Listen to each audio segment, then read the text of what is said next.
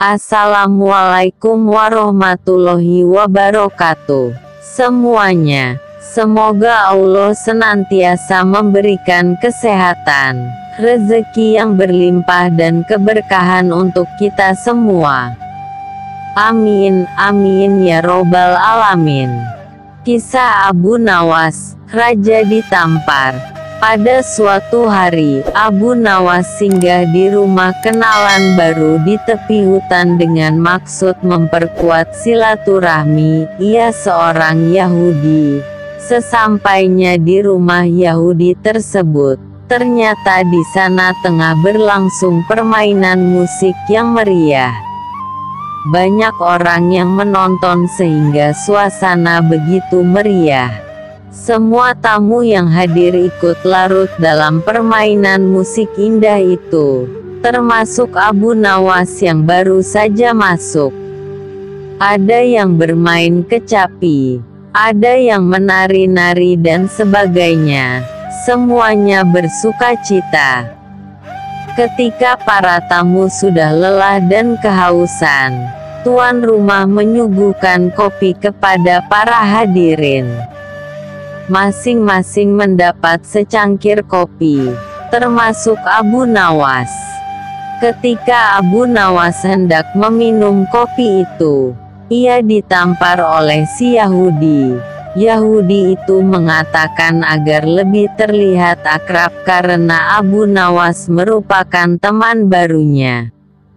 Namun karena sudah terlanjur larut dalam kegembiraan, Abu Nawas tidak terlalu menghiraukan.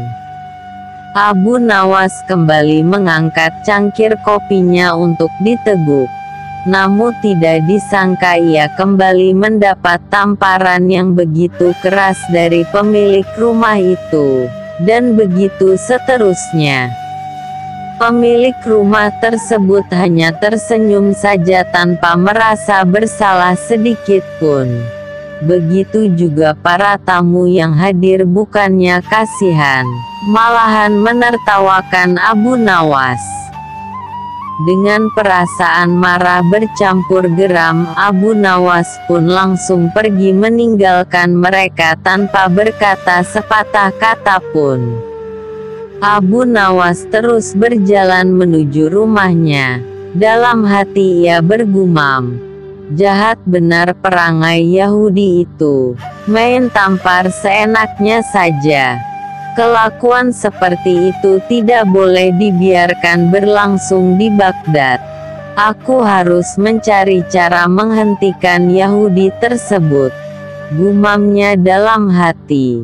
Oh ya, aku ada akal, gumam Abu Nawas selanjutnya. Keesokan harinya, Abu Nawas menghadap Baginda Raja di istana. Ampun Baginda, hamba mendengar di negeri ini ada suatu permainan yang belum pernah hamba kenal. Permainan itu sangat aneh. Lapor Abu Nawas. Di mana tempatnya? Tanya Baginda. Di tepi hutan sana Baginda, kata Abu Nawas. Mari kita lihat, ajak Baginda. Nanti malam saja kita pergi Baginda. Kita akan pergi berdua saja dengan pakaian biasa agar tidak ada yang mengenali Baginda, ucap Abu Nawas. Pada malam hari, maka berangkatlah Baginda dan Abu Nawas ke rumah Yahudi itu.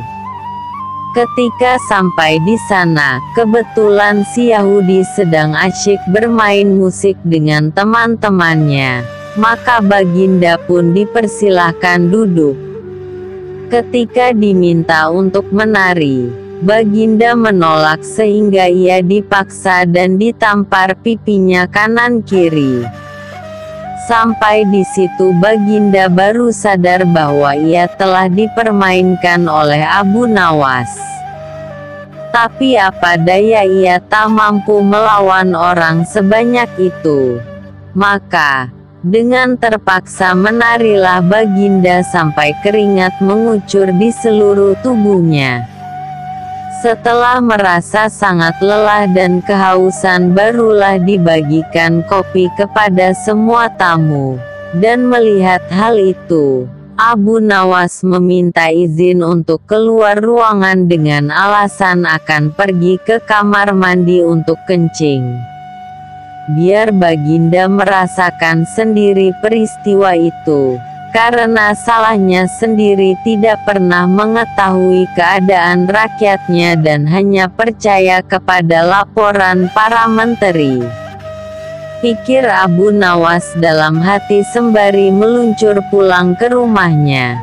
Tatkala hendak mengangkat cangkir kopi ke mulutnya, Baginda ditampar oleh si Yahudi itu.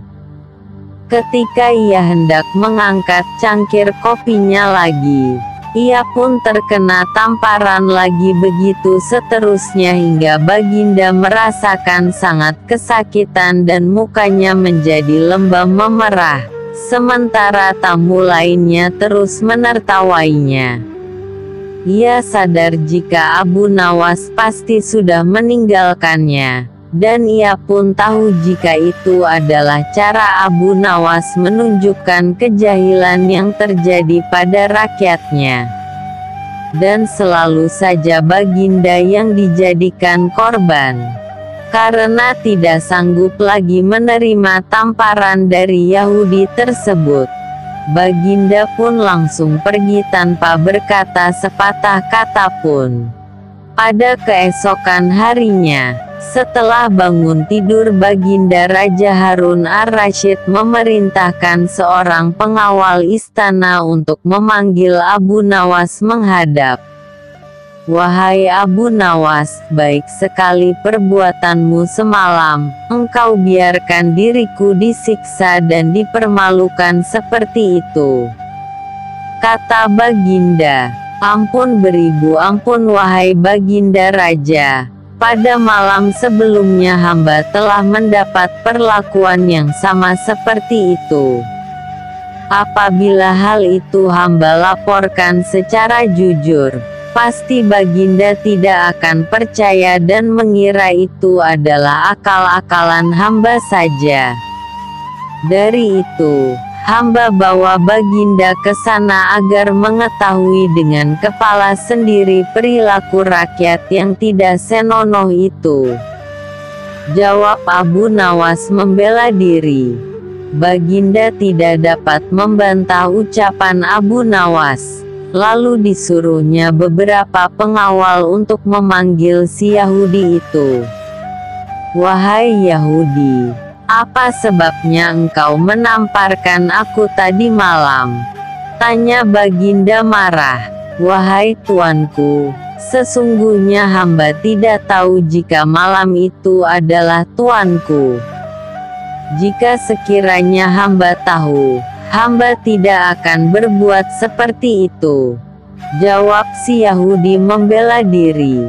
Apa daya, pembelaan Yahudi tidak disetujui oleh Baginda. Karena menamparkan orang termasuk perbuatan menyiksa dengan kejam dan Baginda harus mengambil tindakan tegas karenanya. "Sekarang terimalah pembalasanku," kata Baginda. "Ampunilah hamba, tuanku," ucap si Yahudi. Segera saja Baginda memerintahkan para prajurit untuk memasukkan si Yahudi ke dalam penjara. Sejak saat itu Raja Harun amat memperhatikan rakyatnya. Ia berterima kasih atas laporan yang diberikan oleh Abu Nawas tersebut, meski caranya selalu aneh dan membuat ia hampir celaka.